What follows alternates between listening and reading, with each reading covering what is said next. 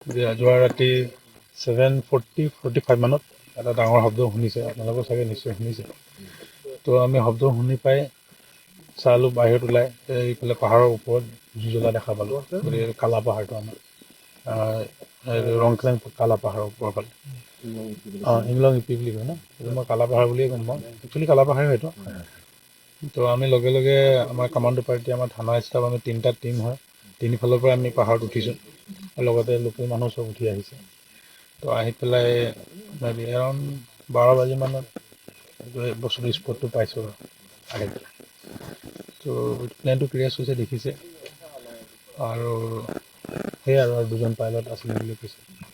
তো তেওঁলোকতো হেৰি নাই, 2জন আছে বুলি কৈছে। সেইটোৱে আৰু আপোনালোকে দেখিছে এইটো তেওঁলোকে বোলে এয়াৰফ'ৰ্চৰ মানুহ আহিছে।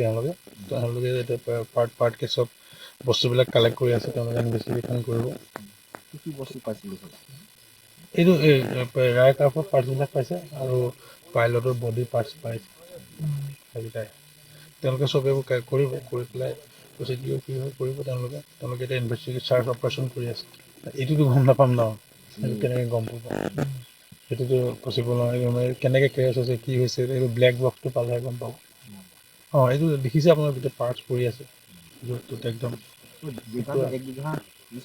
বেছি হ'ব। এইটো মানে 2-3 কিলোমিটাৰ ডিষ্টেঞ্চত পৰিছে না, আমি তলৰ পৰা আছোঁ, তাতো পাৰ্টছ পৰি আছে।